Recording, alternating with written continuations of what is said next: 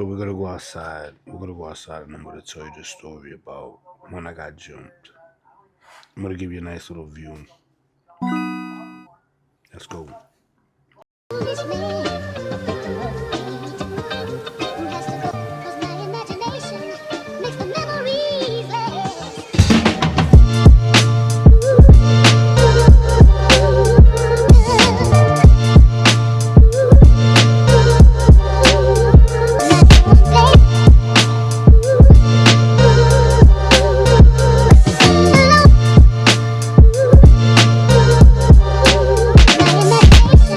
What's going on? So, I got a little story time for you guys. I wanted to do a couple of videos over because when I did it, I was in mentally a dark place.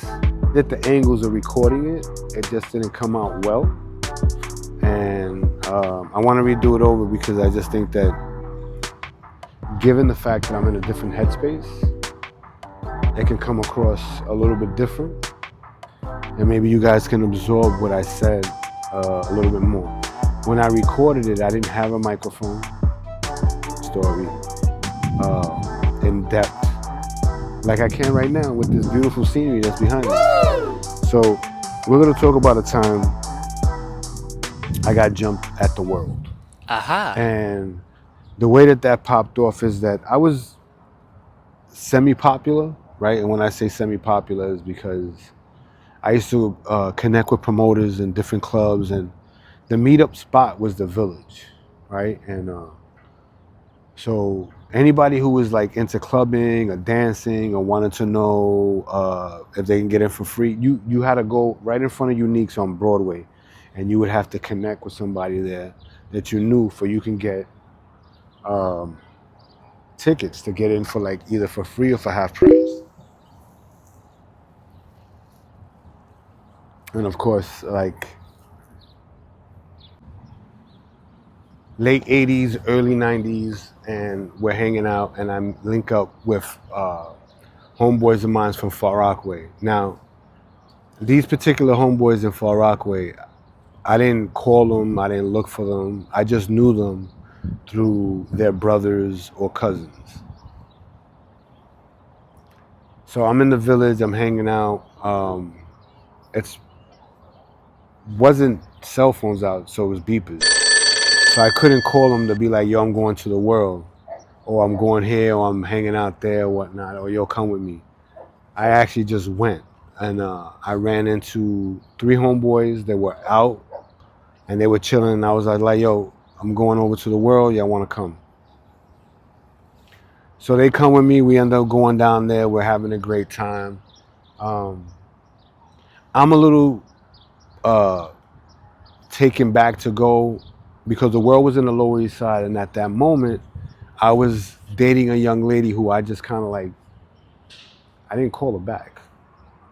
It wasn't good on my part to do that, but you know, when you're 17 and you kind of like just cut people off without calling them back, and that was a problem. That was, I think we call that now ghosting. Go there with my boys, we hang out, we're chilling, we walk in, and like I said, like I was having this bad feeling, right? Like, damn, we shouldn't be in the Lower East Side. You shouldn't be in the Lower East Side. Why? Because my homeboy, the young one that I knew his brother, the young one also messed with the girl as well, right? And he also ghosted her. So 2 dudes from the same neighborhood ghosted this one chick that lived in the Lower East Side. Stay with me. Stay with me. It's gonna get better. So we're in the club. We're hanging out, whatnot. We went and got drinks as we go in. Mind you, we didn't pay, or we had a reduced ticket. All I know is that it was a good night because we didn't really have to come out of pocket. We get in, I think the promoter gave me like 2 free drink tickets, so we had 2 drinks. One of my homeboys didn't drink, I drank, the other one, or he was already, like they were smokers. We go in and we're having a great time. We walk through the club, we're going through, we're kind of snaking through. And snaking through the club was like when you were walking through like this and you were just kind of seeing what hot girls were there, what was dope, what was not, right? The club was just starting to get packed. So as we're there, we're hanging out, we're in a particular spot where we're kind of like in our own group, right? Because we ran into other people that were clubbers and whatnot. And they were kind of by us, we were saying what's up and whatnot. As I look from my peripheral, I look over to the side and I see the young lady. I see the young lady and she makes eye contact with me. And as she makes eye contact with me, I tell my boy, I go, yo, this chick is here. He goes, why are you telling me? Right? Like, if she's here, she ain't here for me. She ain't here. She here for you. And like jokingly, right? Jokingly. And I was like, yo, don't play like that. You was the last one to tap that. You ghosted her. And I'm just saying, like, I feel like shit might pop off in here. We should go. They brushed it off. One thing leads to another. I look at her, and as I look at her, she's talking to somebody. Now, there's so many people in the club. I'm tuned into her, but there's so many people in the club that when she talks to the person, the guy kind of looks up and he looks over at me. I kind of make eye contact. I don't know if I made eye contact with him, but I definitely was aware that this guy was being told a story and it was towards us in our direction because he looked in our direction.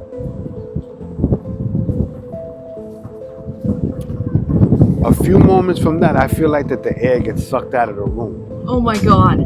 Right? The reason why I felt like that is because I felt like we were getting flanked from one side, dudes was coming from the front on another side, and I felt like shit was going on this way. And the only reason why is because, remember I told you about the snake move? That snake move, that's what they were doing, trying to get close to us without making it like they were rushing us. They were trying to do it really slow. They approach us. The dude approaches one of my homeboys that was not involved with the girl, but he approached him because he was in front of us. He was in front of me and my other two homeboys. And he says, yo, y'all from Far Rockaway? And my boy goes and he tells me, he goes, yeah, we from Far Rockaway. What's the problem? Like, what's good? And he says, well, I don't really know what was said because right after that, a bunch of dudes came out with razors and they just kind of like started swinging for no reason. And I'm not saying it was for no reason, but they just started swinging and it was just a little bit, like we were taken back. So because my homeboy's little brother was there, even though he messed with the girl and I messed with the girl, I felt like I was obligated to protect him or at least make sure he was safe, right? So when the dude started swinging and I started seeing blood splatter, I grabbed him by his jacket and I yanked him. And when I yanked him, my other homeboy that was there, who was kind of getting into a scuffle, but he saw us skate off, he followed us. So if you notice, if you've ever been to the World nightclub, anybody who's in their 40s or 50s, they know that the World nightclub was two levels. There was a bottom level that was really big, and then there was another level that was upstairs where they held lounges and had other rooms that had other kind of music and whatnot. So there were balconies that let you look over to the main dance floor, but it allowed you to go back into the room to enjoy the music that was there. Stay with me. So as we run up these stairs, I got my man's little brother, my other homeboys trailing behind us, and when we get up there, we see a bunch of guys coming up from the stairs up. It must have, I can't even give, I'm going to give you a round number. I'm going to say 15 to 30 are coming up from the stairs. And I'm looking and there's nowhere to go. I'm not running around this club to let these guys chase us. So I jump off the balcony and I grab him and I'm like, yo, we got to jump. He goes, yo, you wildin'. And I said, I don't care. We're going to jump off this balcony. We jump off the balcony. When we jump off the balcony, there's people that are under us drinking. Right? And just mind you that these aren't all New Yorkers. These are tourists as well. Predominantly, most of the people that were there were New Yorkers.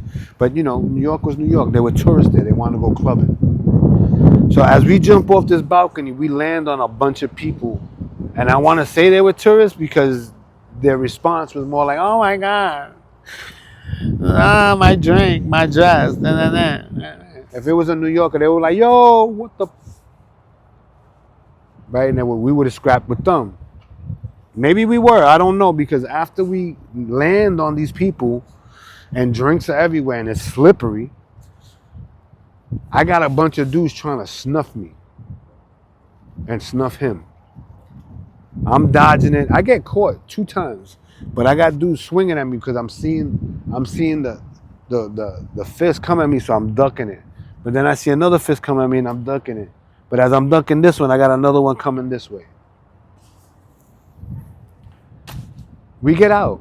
We run out through the front door like bats out of hell. Yet we left the other homeboy inside, and he was the one that got sliced.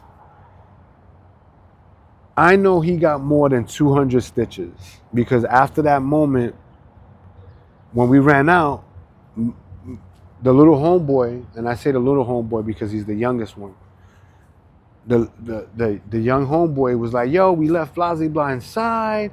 What the fuck? We left him in there." I was like, "What do you want to do? You want to go back in there? You want to go back in there and handle that? Because there's only 4 of us, and it seems like there's a mob of them." Long story short, my boy comes out. They get an ambulance for him. As they get an ambulance for him, he's bloody. Fucking popped open in the lip, back of the neck, his forearm. All I'm saying is, like, in my head, I feel bad. They take him. So someone has to go with him in the ambulance. So the young homeboy goes with him in the ambulance with the dude that got sliced. And the other one, me and him get into a cabin. We ask the paramedics where they take him. They take him to St. Vincent's. As of right now, St. Vincent's Hospital doesn't exist no more. It's gone. That hospital is closed. But that's the hospital we went to. As we go to that hospital, we're sitting there, and my other 2 homeboys are with him while he's getting stitched up, and I'm in the waiting room. So I already know what this is. This was them trying to figure out what happened, but they were putting the blame on me. Right? It was my fault. Y'all got into a club for free. Y'all got drinks for free. The shorty you banged out last was there, but yet I'm the bad guy. Long story short, that relationship between those 3 dudes just never panned out very well. I was already kind of like walking away from school. I wasn't really up for it. So I was already kind of dropping out of school. I was already dropping out of school. So I didn't really have to see them. We're all friends on Facebook now, except for the young one. I don't know where he's at, but the other 2 guys, like, they followed me on Facebook. They've responded to a couple of posts or whatnot. But yet again, when I look at their pages, I feel bad for one of them, because he was the one that got the blunt of that attack. I ended up taking the train home from St. Vincent because these dudes got into a cab, and it was the most awkward fucking conversation, because the one that was sliced up was not going to get on the train to go all the way to Far Rockaway. So he paid for a cab. He invited the other 2, but not me. So I took the train home, and in processing that night of events, I realized that even the ones closest to you would throw you under the fucking bed. They're going to bury you, right? But also, I wasn't cool with them, so they can do that. Yep. That's the story of the night I got jumped at the world with my friends. And the learning experience from there is just travel alone. Worry about yourself. Don't invite people anywhere, because they're going to blame you for taking them there. They're going to blame you for all that. I hope you guys enjoyed the story. I got more. I got one more that I'm going to redo over. But I hope you guys enjoyed this one. Peace.